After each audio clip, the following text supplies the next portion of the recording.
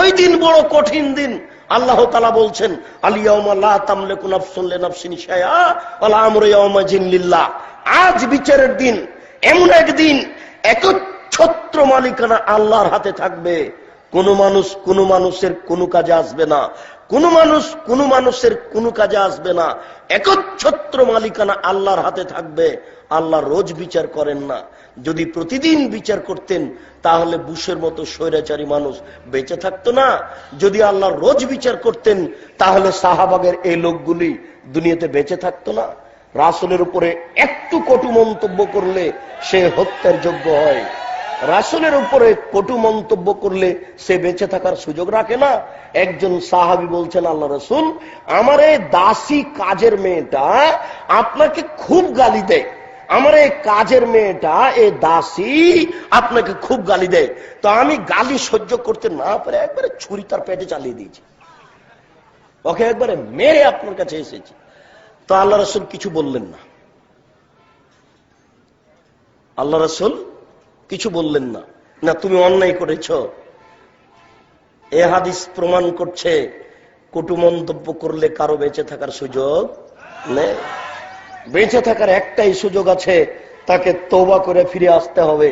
জাতির সামনে আবার বলতে হবে যে আমি রাসূলের উপরে কটু মন্তব্য করে ভুল করেছি, আমি কথা ফিরিয়ে নিলাম। জাতির সামনে কথা ফিরিয়ে নিলাম।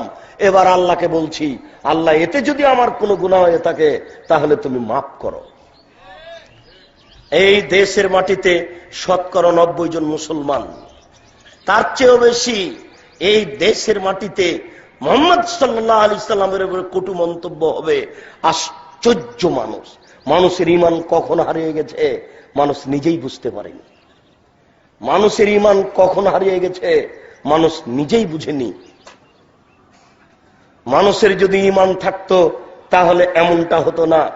শুনুন, সিপন শাড়ি পরে, লম্বা ব্লাউজ পরে, লম্বা হাতের ব্লাউজ পরে দেশে দেশে ঘুরেন।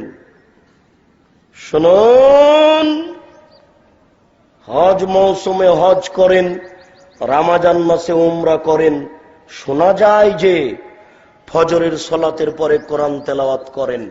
শোনা যায় যে ফজরের সালাতের পরে কোরআন তেলাওয়াত করেন।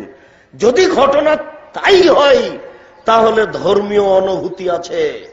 যদি ধর্মীয় অনুভূতি থেকে থাকে, 40 বছর পরে যদি বিচার চলে, এই কটূক্তির বিচার চলে না কেন?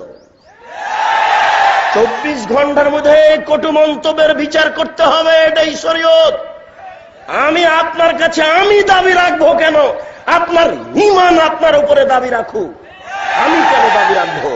আমি জানি যে আপনি রমজানে উমরা করতে যান, দেশবাসী জানে আপনি হজ সফরে যান, দেশবাসী জানে আপনার পোশাকের কথা।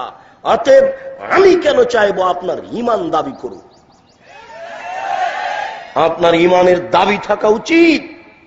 এই বাংলার মাটিতে যেখানে 90% জন মুসলমান, সেখানে নবীর উপরে কটু মন্তব্য হবে মানে? আপনার মতো এইরকম ধর্মীয় অনুভূতি মানুষের নেতৃত্ব দেওয়ার চেয়ে মাটির নিচে যাওয়া ভালো। অতএব এই দেশে যারা সামাজিকভাবে দায়িত্ব পালন করছেন এই গতিনীতির সাথে মিল দিয়ে, তাদেরকেও বলছি, আপনার নবী শুধু আমার একার নয়। অতএব আপনিও সামাজিকভাবে যারা এই গতিনীতির সাথে জড়িয়ে আছেন তারাও দাবি করেন রাসূলের উপরে কেন কটু মন্তব্য করা হবে।